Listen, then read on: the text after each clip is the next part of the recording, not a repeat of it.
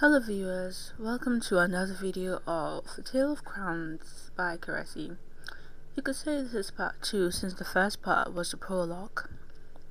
And since we didn't read everything last time, and we only read half of the description and then we went on to do the first part of the game, we shall go and read a little more into the story today, or a little more of the description, and also take a look at these pictures.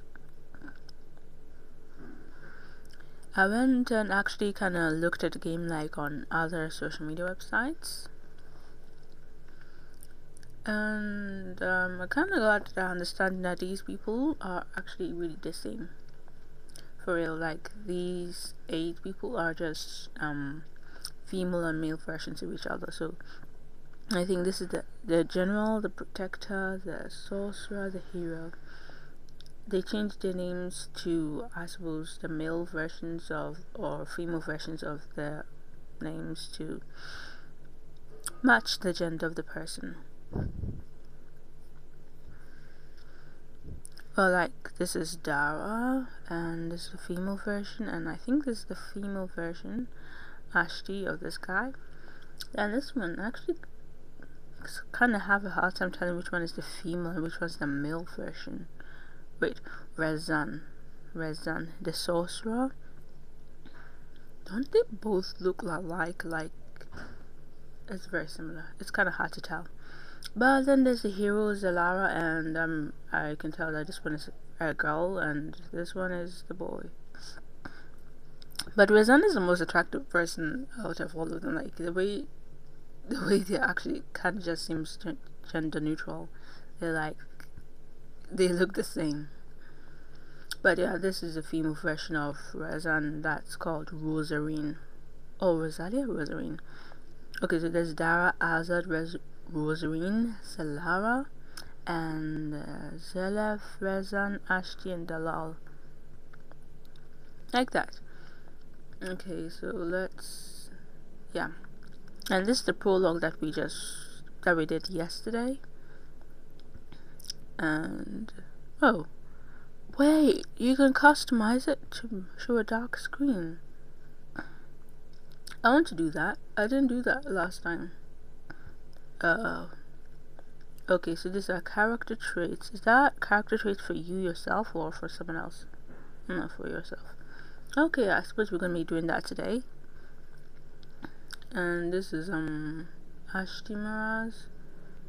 Wait, we can't change the name of the people, can we? No, we can't. So this what was it called? There was a general, the protector, the sorcerer, the hero. So this is the protector. She looks cool. Actually, I like them when they're female. They look cool like that. Okay. So this is when it's played on a phone. And okay, we just went back to the beginning. Okay, so let's read the rest of the blab now. Or description.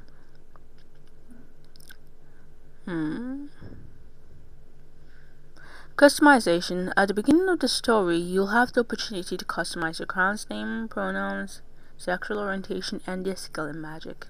We already customized the name and pronouns, so we're going to have to customize the rest today. You can also customize many parts of your crown's appearance. Hair color, texture, hairstyle, skin color, height, and clothing style are all up to you, and will be reflected in the story as well. I love stories like this. The customization is big, and then the customization actually affects the story. Is so good. Their ethnicity and culture is locked in as Kurdish Middle Eastern. I didn't actually go and look into what Kurdish was, so all I know is that it's probably one of the Arab, maybe a place in one of the Arab countries, because I just don't know what Kurdish is. I never heard of it before. The crown is also locked in as a person of color, as is in line with the setting. The specific race is up to the player to imagine. So we can go and say we are white people, you mean? As for your crown's personality, there are 12 different character traits in total, 6 of which will be decided based on the choices you make in game. Okay. This will subsequently change your crown's behavior during story and romance scenes. Cool. The romances. Depending on what your crown's sexual orientation is, the gender of the love interest will change accordingly to match that. There are 4 of them in total, and each love interest will have their own route, which you will get to choose from at the end of the common route. I think that'll be a very hard choice to make because I don't really know which one to choose, and whether I want them to be male or female either. This wouldn't be fine with him whether it's male or female because she's just so stunning, or he is just so stunning, but... Okay, so they're giving the pictures and the names of each. The sorcerer Rosarine or Razan Rosarine. The crown sorcerer, widely regarded to be a prodigy and expected to become the most powerful magus in the empire. The hero Zalara Zalef. I prefer Zalara. Sorry, I just don't go with beards. Beards are like cool, but as a love interest I'm not really interested in that. But he is handsome, both as a girl and as a boy, and as a girl he looks like she could be a boy too, so I think that's actually a pretty cool trait in anyone, when they are like, I forgot what it's called, when you're able to look like both a girl and a boy, no matter what gender you are. I think it is the coolest. It's peak. Okay, the hero Zalara or Zelef, a legendary mercenary and the leader of the Crescent Blades, whose exploits were chronicled in song. Wow. Also known as the Pale Sword. Yeah. That is like, this is the person I'm least likely to choose, but I'm going to choose you if you're a girl. That's for sure. The Protector Ashti or Azad. I'm least likely to choose this person. Sorry. Once a peerless soldier in the Imperial Army, now promoted to the Royal Protector of the Crown, due to their unrivaled skill and exceptional integrity. Oh, they have good integrity. No wonder they're called Protector. The Protector can only be someone trustworthy. If they're not trustworthy, they'll end up betraying you and you'll be like, they are the harmer or the traitor, not the protector. Okay, the General Zara or Dalal. The general of the Imperial Army, known for many strategic victories in warding off attacks from hostile nations. The artwork of the characters are done by Art Bigaya. Okay, let's check that out later. Art Bigaya. Okay, oh yeah, there are probably comments. I didn't check that out last time. For real, life would be so much simpler if you were a flower. Wow. I did not wake up today and expect to be hit by such profound wisdom. But it is true, life will be so much simpler if you were a flower. Except maybe flowers have their own troubles and we just don't understand them. Maybe flowers are annoyed when birds and bees come and bug them to get their nectar. Maybe flowers are unhappy when people pick them up and pick their petals, you know? Maybe flowers have their own troubles too. Okay, gosh, this update was so great. I really love seeing the allies. What is that? Oh, love interest, sorry. Worried about the crown. Whilst I love my dear Zella with all my heart. Dara's slow burn is knocking me out. It's just so full of yearning that my heart hurts. Okay, that's a comment from... Okay, one more comment. Right. This is a pretty long one. Absolutely one of the best things on this site. I agree, though I've hardly played it. I genuinely adore your writing. It is so descriptive yet elegant. Not a single line feels wasted. And the story is fantastic. I love the world and the characters you're creating. It's been a long time since I felt this drawn into a world. I agree. Now just write a book for the game so that if I don't want to play the game I can just read it and that'll be perfect. You should write books. Or maybe she already does. The only downside is now I'm hooked and constantly waiting with bated breath for more. Thank you so much for one of the highlights of my year. I get it. Whenever a new game comes or a new story comes and it's delightful, you just have to... It just makes you want to like... You're just like you're leaving around the story. But anyways, let's see. Zelef and Daras. Let's go check those people out. So this is Daras and probably the character of the slow bunch she was talking about, and then we look for Zareth. Wait, where's Zareth? Wait, I thought she said. Oh, Zalaf. Zalaf. Okay, she likes the male one. Zalaf. Zalaf. So she's already taken those two. Well, I think Zalaf would be a crowd favorite. But let's not think too much on who we're going to choose or who is the best, because they're all excellent, and let us go straight to the game. Okay. Run.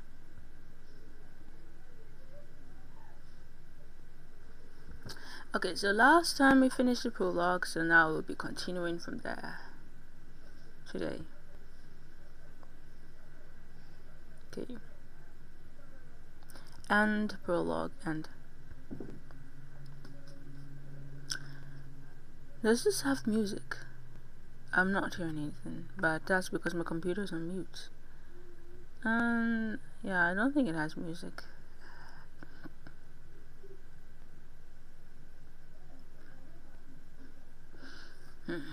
Well, that's fine. Even without music, it is beautiful. But let's see if I can. How? Yeah, change theme. Dark theme. Okay. I like the dark theme. Like the words are like bright in the dark theme, so I think it's cool. Chapter 1: Destiny That Binds. 10 years ago, your eyes were cursed. So when we were 15, now we're 25. I do not like that time skip. I'd have liked to know what happened in between. But let's continue. They glint in the moonlight as you move through the narrow alleyways of an ancient city, and even carving them in the shadow of your hood only barely dims the gleam of gold that glitters beneath. There is never a moment of silence in these time-worn streets, never a lack of people navigating the stone body of this giant coiled around the crest of 10 hills that have immortalized its name, Marabad.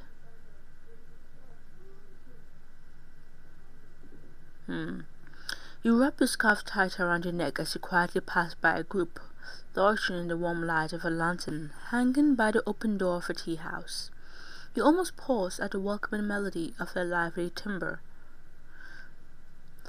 drifting outside with every plucked string, accompanied by the sound of dice rolling across wooden boards, laughter and conversation, happy background noise.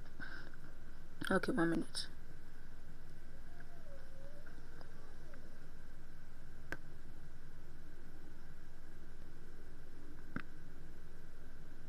Oh, that works.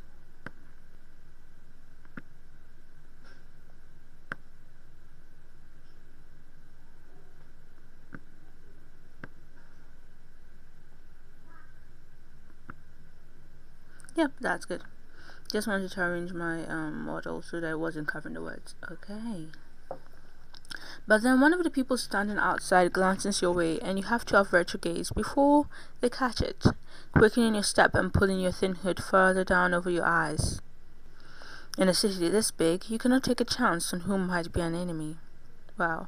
So do you have to live your entire 10 years of your life just hiding from people? That's gotta be tragic. And it cannot be easy, because seriously, how do you even survive? To even eat, you have to go and talk to a merchant or someone to get you food, so how do you do that? Continuing to slowly navigate the maze of Marabad, you turn a corner and finally find what you were looking for. You spot thick, dark curtains draped over the entrance of a small, inconspicuous shop at the very end of a street that leads downhill. This shop also has a lantern, which is thankfully still lit. Wandering down as cautiously as you can in the dark, you take care to avoid any curious passerby who may be wondering why you're covered up on such a warm night. Yeah, that's the bane of trying to hide yourself. You look suspicious. A person with a bright yellow scarf slung around their shoulders exits the shop just as you approach it, and you keep your head down as they pass you, tensing until they have gone away again. Pausing in front of the shop, you take a deep breath to calm your frayed nerves. You are lost in the city for far longer than you would have liked, but you finally made it. You reach out to push the thick curtain aside and step into the dimly lit building. Okay. The sweet scent of incense is strong inside, cramped as it is with shelves on every wall. They're all stacked with glimmering bottles and jars filled with potions and ingredients. You can't even begin to guess the purpose of. Maybe you're about to meet the sorcerer? I forgot their names already, okay? There are glowing and sparkling liquids in large vials that look like they were melted from gemstones. Odd animal parts like a basket of shimmering snakeskin that shifts and changes its color every few seconds. And little wooden figurines of people and animals that toss around on the shelves. Wait, are they moving? Wow, I forgot again that this was a magic-filled world. To live there, oh, to live there. You catch the sight of one wooden humanoid puppet nearly tumbling off the edge of a shelf before it abruptly rights itself, marching off the other way again. Though you suppose for a magic shop, it is nothing out of the ordinary. Welcome, welcome, a voice says, drawing your attention away from the various items and further into the shop. Someone stands behind a small counter, dressed in a long, shapeless purple gown with a light blue shawl draped over their shoulders. They have a bright smile and a youthful complexion of tan olive skin, though you estimate them to be several years older than you. Welcome to my shop, they greet you cheerfully, motioning with their hand for you to come closer, the leaf-shaped charms on their bracelet jingling against each other. I am Persian. What can I help you with? This must be the owner of the shop you've heard so much about, a person of great skill. Good evening, you reply softly, stepping closer to the counter while taking care to hide your eyes. Fingers settling on the edge of the coarse wood as if to anchor yourself. Do you sell any glamours? Yeah, you need a glamour to hide those eyes. Have you been using glamours all this while? But of course, my dear. Persian's friendly smile warms, and she leans forward over the counter to pat one of your hands as if to reassure you. Spirits, you must seem really nervous. What kind of glamour might you be looking for? You shift uncomfortably on your feet, hoping the light in the room isn't bright enough to give anything away. Well, I think the darker it is, the more likely it's going to give something away. I mean, your eyes are glowing, so... and they glow in the dark. You should be looking for more light. The few strangers you dared to approach for directions told you that this was the most reputable magic shop in town, and that Persian was one of the most skilled alchemists in Marabad. But your request isn't exactly a socially acceptable one. I'm actually wondering, how are you supposed to hold a conversation while hiding your eyes? I've never held a conversation with someone who was hiding their eyes. You can hide your entire body, but your eyes have got to be visible. Okay, something to change the color of my eyes. Persian's smile falters slightly, turning pensive. Your eye color, I know it's an unusual request. She waves you off. No, it can most certainly be done. I'll just need some time to brew it. What color would you prefer? Brown or dark grey, you reply quickly. Brown and dark grey are common colours in Ashra, and the less conspicuous you are, the better. Whichever you can make quicker. The alchemist gives you a curious look, but does not question you. It can be done, but I will need some time to find the right ingredients. It's not often I get a request for such common colours. Yeah. I mean, everyone has that eye colour, so who would go to ask to have their eyes glamour to that colour? It's unsurprising. You don't imagine many a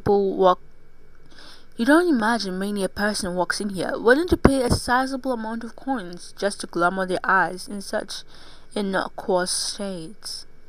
Changing your eye colour at all is associated with a particular kind of deceit that could easily land you in a dungeon. But right now, that's the least of your worries. Okay, so why is changing your eye color so serious here? Why is it a crime? Is it because of the crown's eyes? I mean, if someone changes the eye color because they had a crown, are you going to put the crown in prison? Really, I don't know.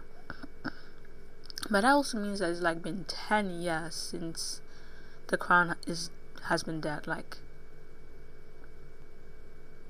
How is the country being ruled without a crown? Okay, How long will it take exactly? You asked the alchemist, watching a wisp of smoke from the burning incense trailing between the two of you like a veil. Persian hummed, pressing a thumb to her lower lip, the golden rings on her fingers shining in the candlelight. No more than 2 days for brown, 3 for dark grey. They would each last you a month without problems. Okay. You let out a sigh of relief. Last time you almost had to wait a week. Brown will do, thank you. So it seems this is actually how we've been living, by changing our eye colors frequently. Excellent. I'll write it down for you. 3 pieces of silver. He watches Persian and pulls out a bit of papyrus. Might I have your name? That's where I can add it to the list so I won't forget. Give a fake name. Give a fake name, please. Never give real names when you're doing something suspicious. Okay. While it would be unwise to give her your family name, your first name should be harmless enough. It's Flint. No, give her a fake name. You watches Persian diligently writes down your name and your request on her bit of papyrus with a short, rigid pen made of reed, the split end of it wet with dark ink, before nodding in satisfaction and looking back up at you. The split tip of it. Flint, yes? She asked, showing the bit of papyrus to confirm the spelling. How should I refer to you? This insert your own pronouns thing is actually very... Should I say suspicious? Because I really do not understand what you mean by this. If you insert your own pronouns, what will you be then? But I suppose, should I save here? Okay, let's save here. I've been on this for... This is a 12-minute long video and I think my time is up. So, let's save here and we'll choose a pronoun in the next video. Thanks for watching and goodbye. Have a nice day.